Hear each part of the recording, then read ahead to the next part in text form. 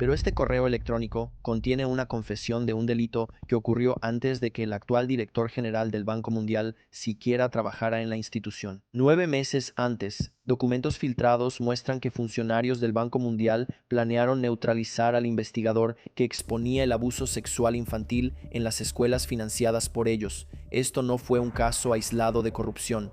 Este era el procedimiento operativo estándar y afecta tu vida, lo sepas o no. Tus precios de gasolina, tu deuda universitaria, tu futuro climático, tus impuestos, todos fluyen a través del sistema que el presidente del Banco Mundial, Banga, acaba de admitir que está diseñado para proteger a los depredadores y silenciar a quienes dicen la verdad. 8 meses después de ese correo electrónico, la misma institución aprobó $6.300 millones para desplazar por la fuerza a 60,000 personas en Tayikistán. Diseños alternativos que habrían desplazado a 30,000 personas menos, rechazados.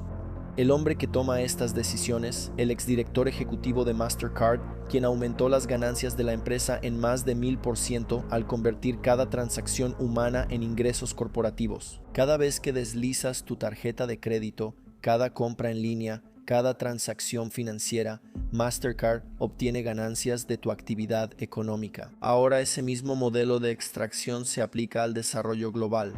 Tus impuestos, tu futuro climático, tu estabilidad económica, todo alimenta un sistema diseñado hace 80 años. China sacó a 800 millones de la pobreza mientras rechazaba los consejos del Banco Mundial.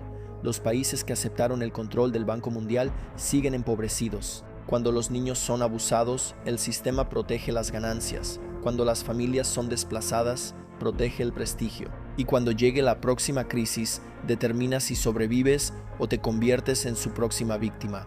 Pero I.I. Banga no diseña el sistema. Todo comienza hace 80 años con un acuerdo sellado con un apretón de manos entre el funcionario del Tesoro estadounidense Harry Dexter White y el economista británico John Maynard Keynes, dos hombres que creen que están salvando al mundo.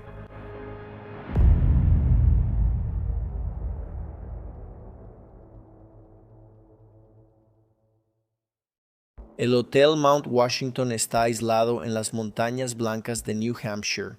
Los registros históricos muestran que fue elegido específicamente por su lejanía, lejos de miradas indiscretas y posibles operaciones de inteligencia. El análisis histórico sugiere que una conversación en particular resultaría profética. White, representando los intereses estadounidenses, supuestamente expuso el desafío. El colonialismo tradicional está muriendo. Necesitamos un nuevo enfoque. El contexto era claro. El dominio colonial británico se estaba desmoronando en Asia y África. El movimiento independentista de Gandhi estaba cobrando un impulso imparable. La ocupación militar se estaba volviendo insostenible. El nuevo sistema que surgía del consenso sería mucho más sofisticado. En lugar de controlar territorios, controlarían la deuda. En vez de gobernadores militares, instalarían asesores económicos. White y Keynes saben exactamente lo que están haciendo. Banco Internacional de Reconstrucción y Fomento suena como caridad, no como conquista, no como control. El caballo de Troya perfecto envuelto en un lenguaje humanitario. Harry Dexter White, arquitecto de la visión estadounidense, entiende el poder financiero.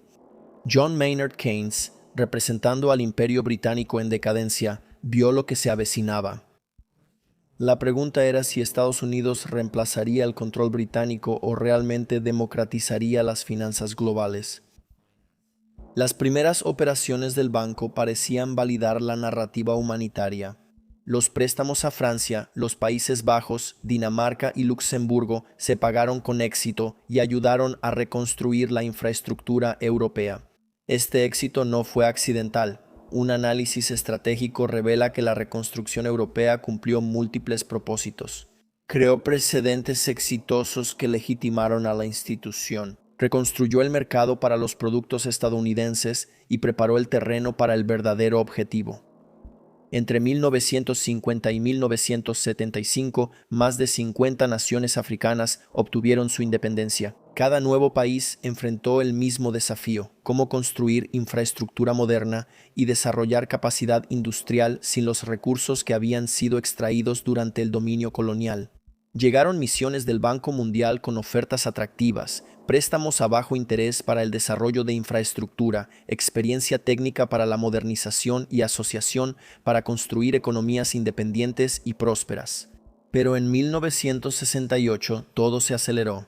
Robert McNamara, exsecretario de Defensa y arquitecto de la estrategia de la Guerra de Vietnam, se convirtió en presidente del Banco Mundial. Su nombramiento marcó un cambio de la pretensión humanitaria a una estrategia sistemática de selección de países.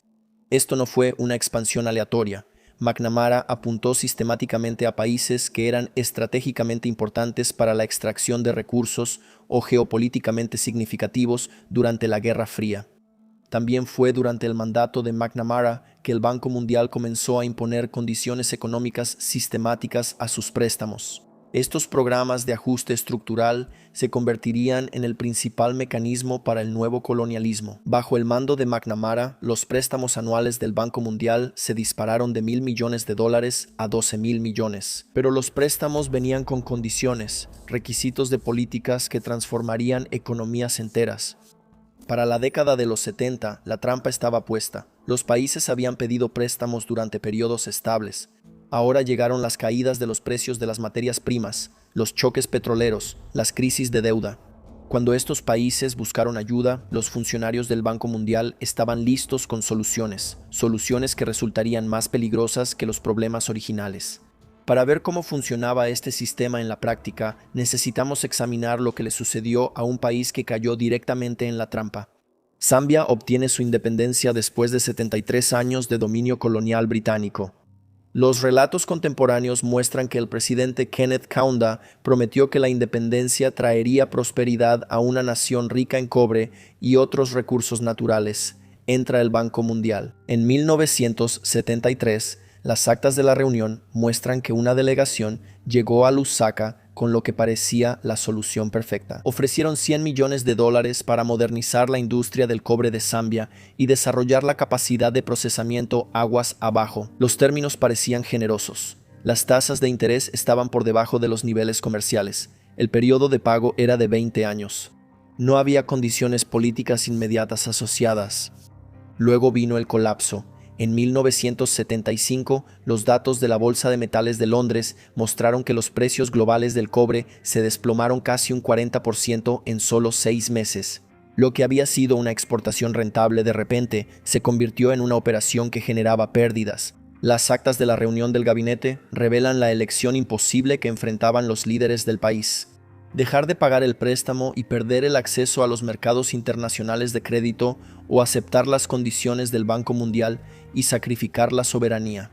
En 1977, el acuerdo de reestructuración muestra que el país acepta lo que el Banco Mundial llama condicionalidades.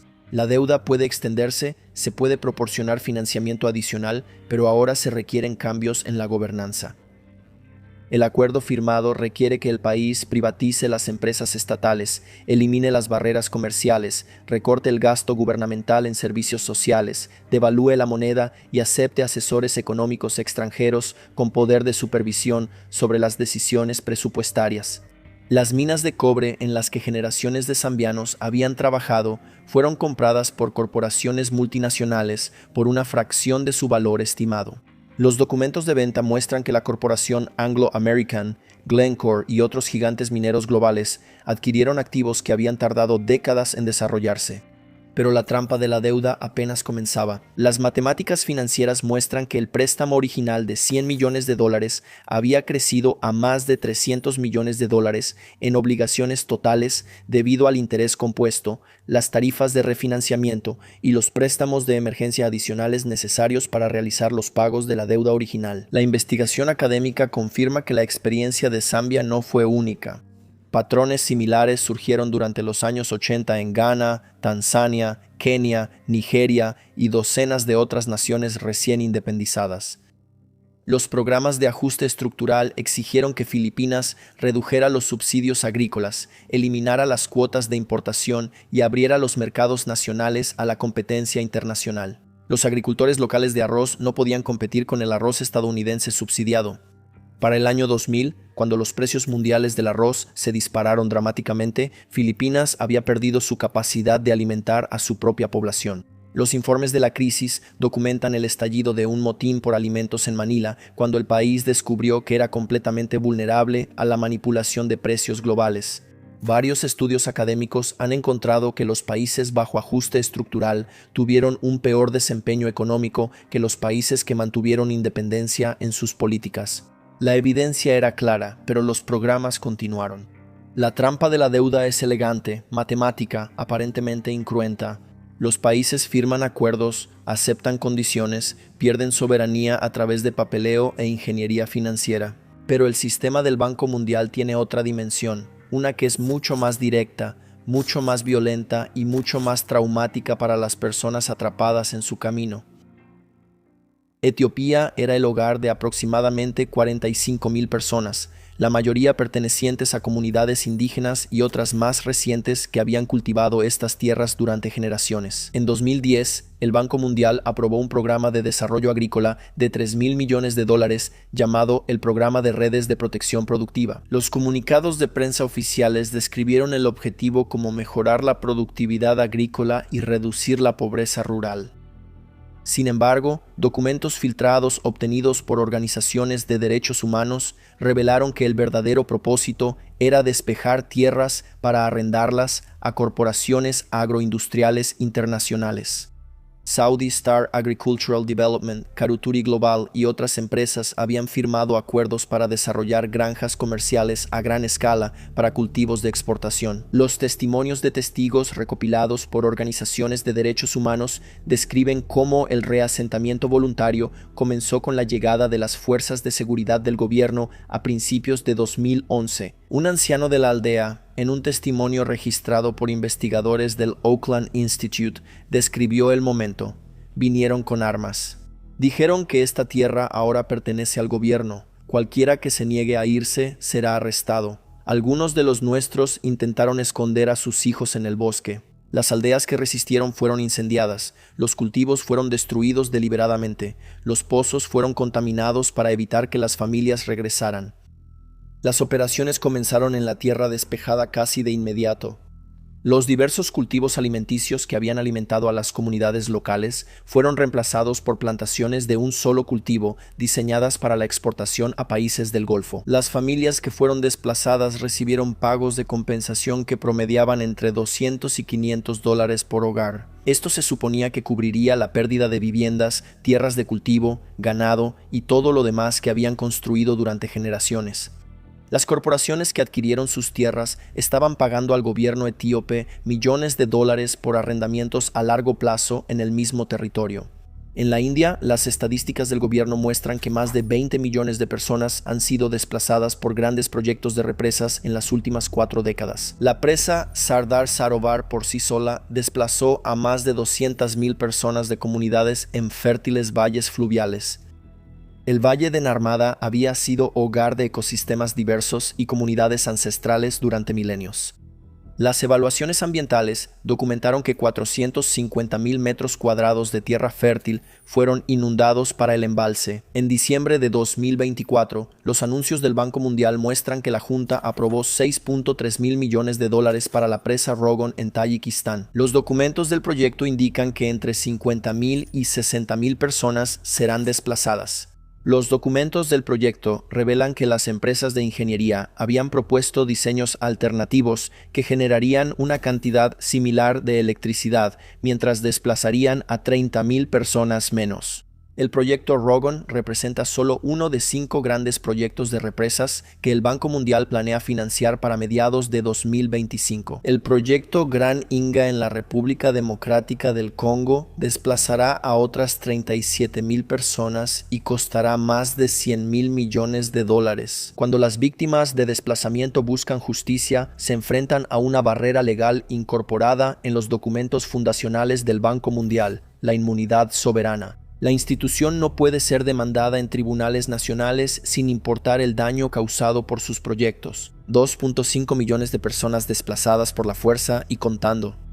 Familias arrancadas de sus tierras ancestrales, todo para que las corporaciones pudieran beneficiarse del territorio despejado, pero el desplazamiento físico era solo la mitad de la historia.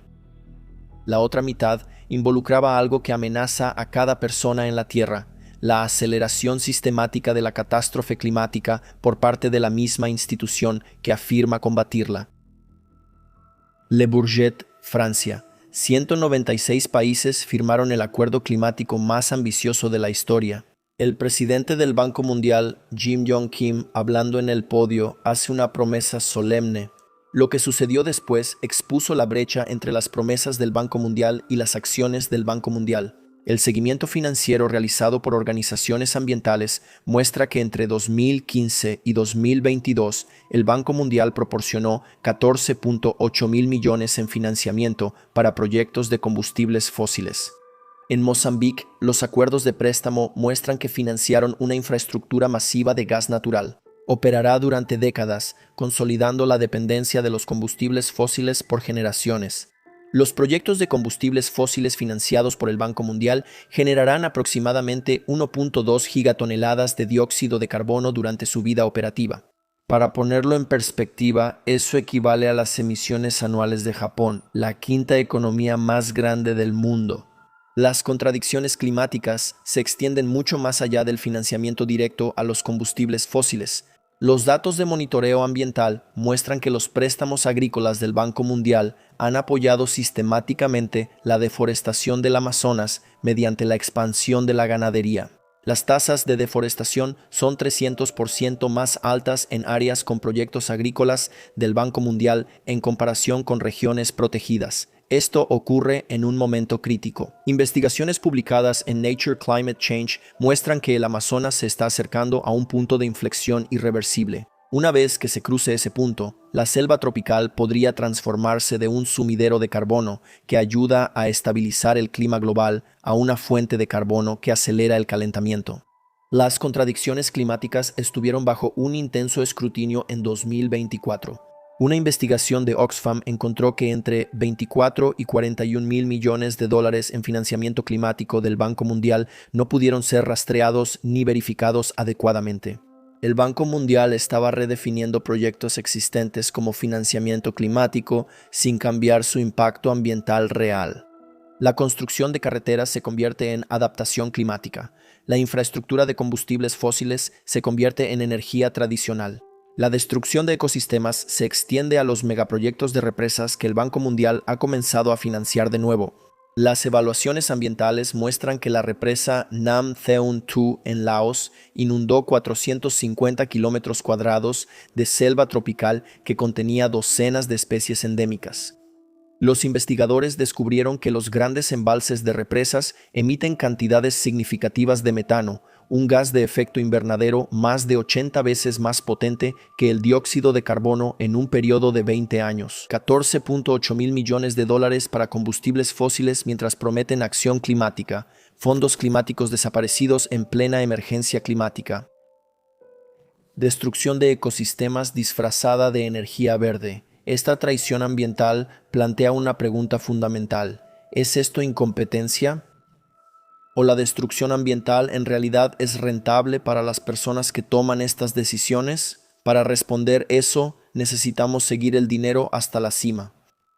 En una oficina sin ventanas en el tercer piso de la sede del Banco Mundial, Glenn T. Ware dirige una de las operaciones más reveladoras en las finanzas internacionales, la propia unidad anticorrupción de la institución. El testimonio público de Ware revela que sus investigadores han descubierto una realidad global asombrosa. Cada día se pagan 2.700 millones en sobornos en todo el mundo, pero los propios hallazgos de su departamento sugieren que la institución para la que trabaja podría ser uno de los mayores facilitadores de esa corrupción. Para entender cómo opera esta corrupción a nivel institucional, necesitamos examinar en detalle el escándalo de Bridge International. El periodismo de investigación revela que este caso expone una corrupción que va mucho más allá del dinero desaparecido. Bridge International Academies fue fundada por dos empresarios estadounidenses, Shannon May y Jay Kimmelman, con el respaldo de algunos de los nombres más prestigiosos en tecnología como Bill Gates y Mark Zuckerberg. La empresa encarnaba la ideología de disrupción de Silicon Valley, usaba la tecnología para reemplazar los sistemas tradicionales, extraer el máximo beneficio y escalar globalmente sin importar las consecuencias locales. Los problemas surgieron casi de inmediato. En 2013, la IFC recibió sus primeros reportes de abuso sexual por parte de maestros en las escuelas Bridge. Llegaron reportes adicionales en 2016 y 2017. Cada reporte fue archivado, investigado internamente y encubierto. No se tomó ninguna acción sistemática para proteger a los niños o responsabilizar a la empresa. Las notas registran discusiones sobre cómo el escándalo de abuso podría poner en peligro la próxima ronda de financiamiento y amenazar el gran contrato gubernamental de Bridge en Ruanda. La solución que se discutió fue deshacerse de los investigadores. En cuestión de meses, Osvaldo Gratacós fue removido como jefe de la oficina del asesor de cumplimiento y ombudsman. Gratacós había servido durante 6 años y se suponía que debía tener mandatos renovables de 5 años diseñados para protegerlo de la interferencia de la administración. Daniel Adler, el investigador que había expuesto el abuso, vio su carrera prácticamente destruida. Su acceso a las instalaciones del Banco Mundial fue restringido. Sus investigaciones fueron terminadas y sus recomendaciones fueron ignoradas. El escándalo de Bridge ocurrió en el contexto de otra gran controversia de corrupción. Una investigación de 2021 realizada por el despacho de abogados Wilmer Hale encontró que funcionarios del Banco Mundial habían manipulado sistemáticamente las clasificaciones de países para servir a intereses políticos. La manipulación involucró el informe insignia del Banco Mundial, Doing Business, que clasificaba a 190 países según sus regulaciones empresariales. La investigación reveló que la alta dirección presionó al personal para mejorar la clasificación de China a cambio del apoyo chino a un importante aumento de capital. Los documentos de la investigación muestran que Kristalina Georgieva, quien era directora ejecutiva del Banco Mundial en ese momento, presionó personalmente al personal para manipular los datos. Los miembros del personal reportaron sentirse intimidados y amenazados profesionalmente. El 12 de septiembre de 2022, los fundadores de Bridge, Shannon May y Jay Kimmelman, se reunieron con el miembro del personal de la CFI, William Sonnebon. Pero la conversación se centró en el control de daños en lugar de la protección de las víctimas. La consecuencia de esta corrupción documentada fue un ascenso. Georgieva se convirtió en directora gerente del Fondo Monetario Internacional, demostrando que la corrupción en el nivel más alto de estas instituciones es recompensada en lugar de ser castigada. Pero quizá la corrupción más sistemática está integrada en la propia estructura del proyecto. Los requisitos de los préstamos exigen que los proyectos del Banco Mundial contraten consultores técnicos pagados con los fondos prestados. Estos consultores suelen trabajar en firmas como McKinsey, Deloitte y PricewaterhouseCoopers. Cobran entre $500 y $1,000 por hora por trabajos en países donde los salarios locales suelen ser menores a $10 por día. El plan era elegante. Los países pobres piden dinero prestado, gastan de inmediato entre el 20 y 30% en consultores occidentales y reciben recomendaciones que requieren más préstamos para más consultores. La deuda aumenta mientras el desarrollo real disminuye. En Kenia, cada nuevo gobierno toma préstamos del Banco Mundial, contrata consultores extranjeros costosos, implementa las mismas políticas fallidas y deja el cargo habiendo enriquecido a los consultores mientras empobrece a los ciudadanos. El Banco Mundial parece no tener memoria institucional sobre lo que funciona y lo que no, porque su función real es la extracción, no la efectividad. 2.700 millones en sobornos diarios, abuso infantil encubierto para proteger las ganancias, datos manipulados para favores políticos. Extracción sistemática a través de honorarios de consultores. Esto no es corrupción fortuita, es una transferencia sistemática de riqueza disfrazada de asistencia técnica. Pero para entender por qué esta corrupción es tan persistente, necesitamos examinar las matemáticas que la hacen posible.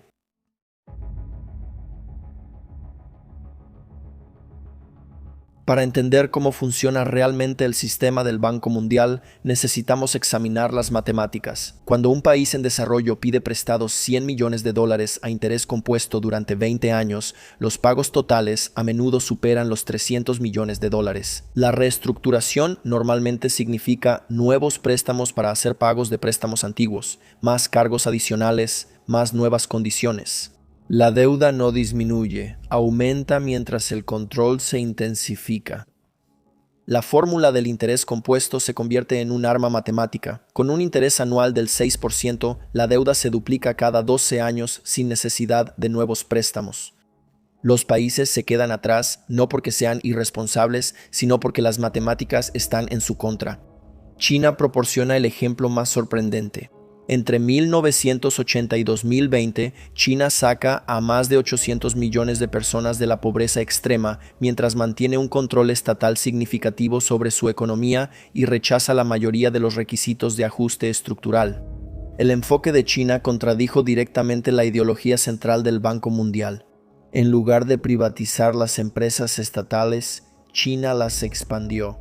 En lugar de eliminar las barreras comerciales, China mantuvo una protección estratégica para las industrias clave.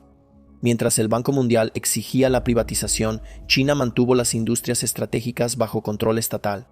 Mientras el ajuste estructural requería la liberalización del comercio, China abrió gradualmente los mercados según su propio cronograma. Mientras el Banco Mundial impulsaba una democratización inmediata, China mantuvo la estabilidad política durante la transformación económica. Corea del Sur y Taiwán siguieron patrones. Ambos lograron una rápida industrialización mediante inversión dirigida por el Estado, subsidios a la exportación y protección selectiva de industrias nacionales, políticas que estarían prohibidas bajo el ajuste estructural del Banco Mundial. Vietnam fue otro ejemplo, ya que adoptó reformas de mercado mientras mantenía el control estatal sobre sectores estratégicos. Vietnam logró un crecimiento sostenido mientras evitaba los ciclos de auge y caída que afectaron a los países bajo un ajuste estructural completo. Incluso Etiopía, cuando limitó la influencia del Banco Mundial entre 2000 y 2015, logró algunas de las tasas de crecimiento más altas de África mediante políticas de industrialización dirigidas por el Estado. Estados Unidos tiene el 16% del poder de voto en el Banco Mundial, suficiente para vetar cambios importantes en las políticas. Combinados con sus aliados Japón, Alemania, Reino Unido y Francia, controlan más del 40% de los votos, aunque representan a una minoría de la población mundial.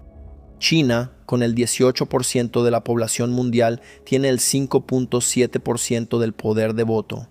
India, con el 17% de la población mundial, tiene el 3.5% del poder de voto. Los 50 países más pobres juntos tienen menos del 5% del poder de voto, a pesar de representar a más de 1.000 millones de personas. El patrón se vuelve aún más claro al examinar la respuesta a las crisis.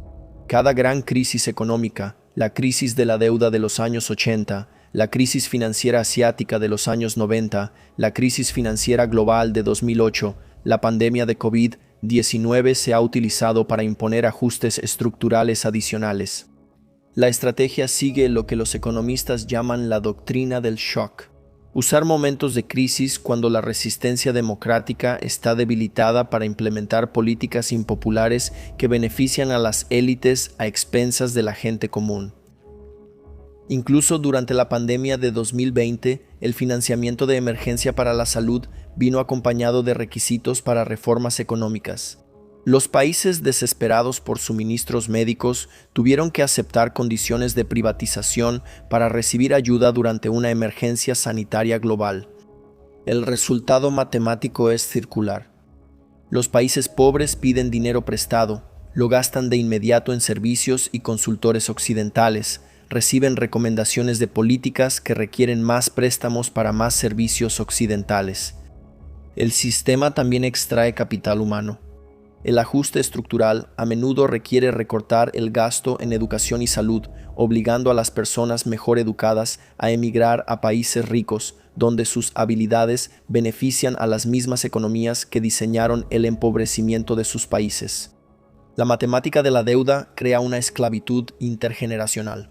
Los niños que nacen en países altamente endeudados heredan obligaciones de deuda en cuya creación no tuvieron ningún papel, lo que limita sus oportunidades de vida desde el nacimiento. El sistema también convierte el capital ambiental en capital financiero. Los bosques se convierten en exportaciones de madera, los minerales se convierten en ingresos mineros, la tierra fértil se convierte en agricultura de exportación, todo para pagar deudas a los países ricos. Durante 80 años, este sistema matemático ha funcionado con precisión mecánica. La deuda crea dependencia. La dependencia permite la extracción. La extracción genera más deuda, pero en 2024 y 2025 ha ocurrido algo extraordinario. El sistema simplemente continuó, se aceleró. Los mismos patrones, la misma extracción, la misma violencia, pero más rápido, a mayor escala y con más descaro que nunca antes. Dentro de la sede del Banco Mundial, la Junta Directiva se reúne para una votación crucial. En la agenda, 6.300 millones de dólares en financiamiento para lo que se convertirá en la maldita represa más grande del mundo. El equipo de ingeniería había propuesto diseños alternativos de represas que generarían la misma cantidad de electricidad, pero desplazarían a 30.000 personas menos. La tecnología existe para minimizar el sufrimiento humano, pero fuentes familiarizadas con el proceso de toma de decisiones revelan que estas alternativas fueron rechazadas porque el tayiko Emomali Rahmon quería construir la represa más alta del mundo por razones de prestigio nacional sin importar el costo humano. Esta decisión se vuelve más preocupante al considerar el contexto político. Las organizaciones de derechos humanos documentan que Tayikistán es un estado autoritario donde la disidencia es brutalmente reprimida, los periodistas son encarcelados y la sociedad civil está prácticamente prohibida. En este contexto, la consulta requerida por el Banco Mundial con las comunidades afectadas se convierte en una cruel broma. ¿Cómo se consulta con personas que serán encarceladas si hablan? La aprobación de Rogan es solo uno de 5 proyectos de megarepresas que el Banco Mundial planea financiar para mediados de 2025. El proyecto Gran Inga en la República Democrática del Congo costará más de 100.000 millones de dólares y desplazará a 37.000 personas adicionales. El proyecto Gran Inga ocurre en el contexto de un conflicto continuo en el Congo, donde más de 6 millones de personas han muerto en guerras relacionadas con la extracción de recursos. El proyecto será imposible de completar sin desplazamiento forzado y protección militar. Mientras tanto, el escándalo de Bridge International sigue desarrollándose sin que haya una rendición de cuentas significativa. Defensores de la transparencia informan que ningún funcionario del Banco Mundial ha enfrentado consecuencias por encubrir el abuso sexual infantil, mientras que el investigador que lo expuso sigue enfrentando represalias en su carrera. La investigación independiente encargada por el Banco Mundial fue limitada en su alcance, se le impidió examinar la toma de decisiones institucional y no resultó en cambios de personal ni reformas de políticas. La controversia sobre el financiamiento climático también se ha intensificado a lo largo de 2024. La respuesta del Banco Mundial a los hallazgos de Oxfam sobre miles de millones desaparecidos ha sido atacar la metodología en lugar de proporcionar una contabilidad transparente. Quizás el análisis de políticas más revelador muestra que el Banco Mundial ha comenzado a reempaquetar el ajuste estructural tradicional como condicionalidad verde. Los países que buscan financiamiento climático aún deben aceptar requisitos de privatización y liberalización. Las mismas firmas consultoras occidentales que diseñan el ajuste estructural ahora diseñan programas de transformación verde. La misma extracción matemática continúa, pero ahora con retórica ambiental. La crisis de la deuda global se ha agravado significativamente desde 2020. El monitoreo internacional muestra que más países han entrado en situación de sobreendeudamiento, mientras que los deudores existentes enfrentan obligaciones de pago cada vez más insostenibles.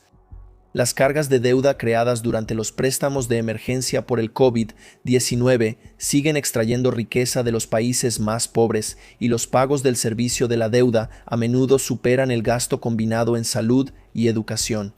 Sin embargo, las instituciones de desarrollo alternativas continúan ganando terreno.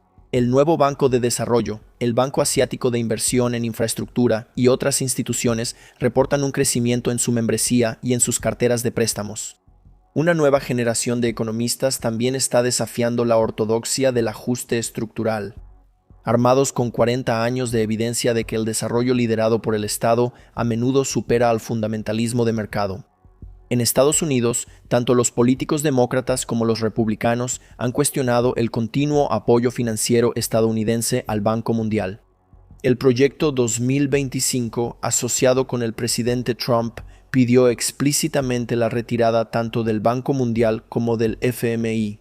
Las acciones climáticas están apuntando cada vez más a la financiación de combustibles fósiles del Banco Mundial mediante impugnaciones legales, activismo de accionistas y campañas de acción directa. La respuesta del Banco Mundial a estos desafíos se ha centrado en mejorar las relaciones públicas y en reformas de procedimiento en lugar de cambios fundamentales en sus políticas. El sistema central de condicionalidad y control permanece intacto.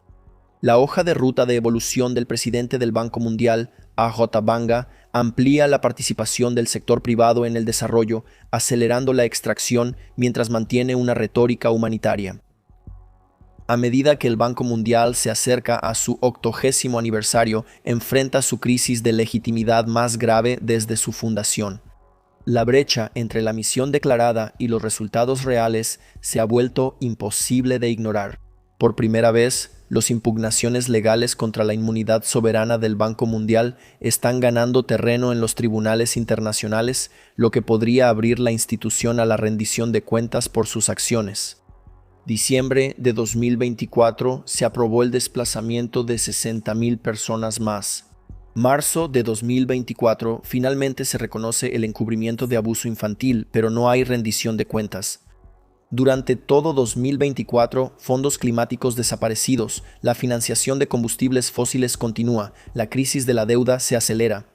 Los patrones no están cambiando, se están intensificando. Lo que nos lleva a la pregunta fundamental que 80 años de evidencia exige que finalmente respondamos.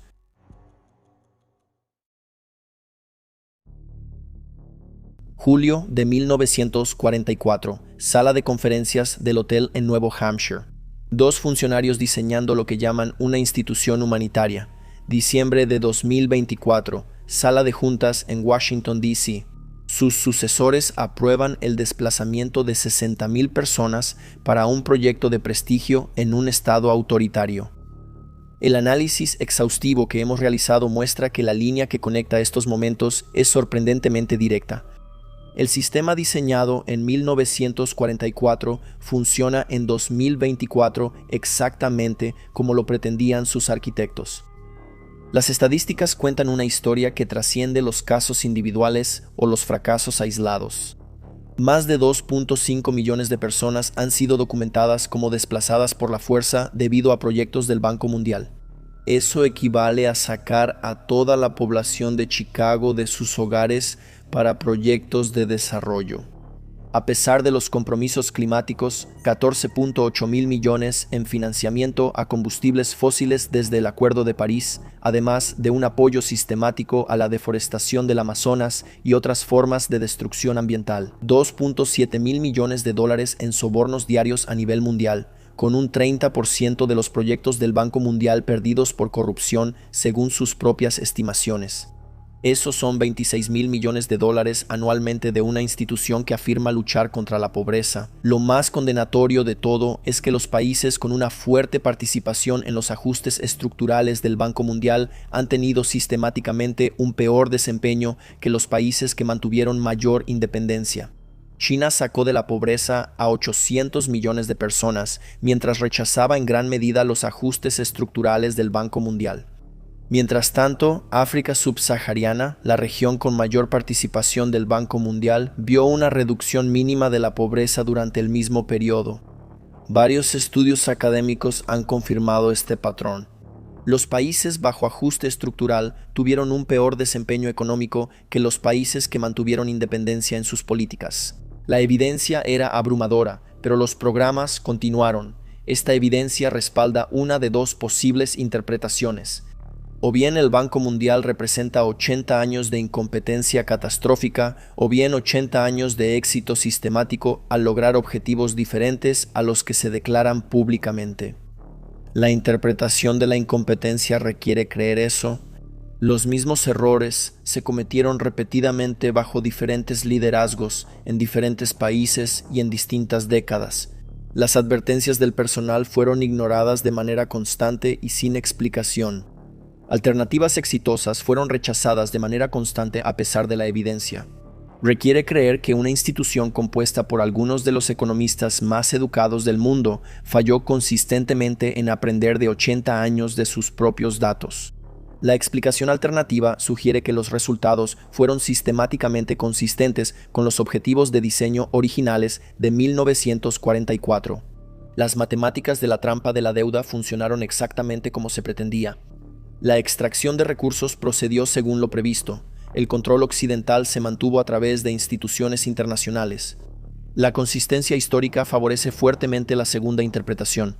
La incompetencia aleatoria produciría resultados aleatorios. Resultados sistemáticos sugieren un diseño sistemático. Regresa a esa conversación de 1944.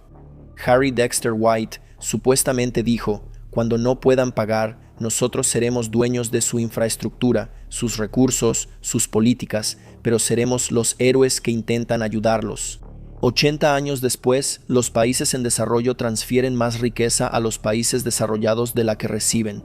Los recursos naturales fluyen de los países pobres a los países ricos, a precios por debajo del mercado. Las políticas económicas en las naciones en desarrollo son dictadas por instituciones con sede en Washington. La predicción se ha cumplido con precisión matemática. El Banco Mundial no solo influye en las políticas, en muchos países las redacta. Los ministros del gobierno reciben instrucciones de los funcionarios del Banco Mundial. Los presupuestos nacionales requieren la aprobación del Banco Mundial. Si juzgamos al Banco Mundial por si ha logrado mantener la influencia económica occidental en el mundo postcolonial, transferir riqueza de los pobres a los ricos y evitar la verdadera independencia económica en el mundo en desarrollo, ha tenido un éxito espectacular. El flujo es sistemático. Los países pobres piden dinero prestado, lo gastan en consultores y contratistas occidentales y reciben políticas que requieren más endeudamiento. El círculo es matemáticamente perfecto. Las recomendaciones de políticas siempre se alinean con los intereses de las corporaciones occidentales. La privatización beneficia a los compradores occidentales. La liberalización del comercio beneficia a los exportadores occidentales. La desregulación beneficia a los inversionistas occidentales. Los niños que sufrieron abuso sexual en las escuelas Breach International aún esperan justicia. Su sufrimiento representa el costo humano de una institución que protege sistemáticamente a los poderosos mientras sacrifica a los vulnerables. Los 2.5 millones de personas desplazadas representan familias individuales. Niños arrancados de las escuelas, abuelos separados de los cementerios ancestrales, agricultores obligados a convertirse en habitantes de barrios marginales urbanos. La destrucción ambiental financiada por el Banco Mundial representa una pérdida permanente de biodiversidad y servicios ecosistémicos que evolucionaron durante millones de años, pero que pueden ser destruidos en décadas. Toda la evidencia disponible muestra que el Banco Mundial no ha funcionado como la principal institución de desarrollo del mundo, sino como el sistema más sofisticado de colonialismo económico. Pero la evidencia también muestra que la resistencia es posible. Cada historia de desarrollo exitosa implica rechazar la ortodoxia del Banco Mundial y ejercer el control democrático sobre la política económica. El crecimiento de instituciones alternativas demuestra que el dominio del Banco Mundial no es inevitable. Los países tienen opciones y cada vez más están eligiendo la independencia. Ahora tienen la evidencia ante ustedes, los patrones, las matemáticas, los resultados. Las impugnaciones legales a la inmunidad del Banco Mundial avanzan, los litigios climáticos están aumentando, los mecanismos de rendición de cuentas se están fortaleciendo. La impunidad de la institución no está garantizada para siempre. El 80º aniversario representa un punto de inflexión. La evidencia es abrumadora, las alternativas están comprobadas. La única pregunta es si la humanidad elegirá la justicia sobre la extracción. Dos futuros son posibles: una reforma fundamental que haga que el Banco Mundial realmente sirva al desarrollo o su reemplazo por instituciones democráticas que sirvan a las personas en lugar de las ganancias. La decisión que tomemos determinará si honramos a los 2,5 millones de desplazados, a los niños abusados, a los entornos destruidos y a los miles de millones empobrecidos, o si permitimos que el sistema siga operando exactamente como fue diseñado. La evidencia ha hablado. La pregunta no es si tenemos suficiente información para llegar a una conclusión. La pregunta es si tenemos el valor suficiente para actuar según lo que sabemos. El Banco Mundial celebrará su 80º aniversario en 2024. La pregunta es: ¿estará celebrando 80 años de fracaso en el desarrollo o 80 años de éxito colonial?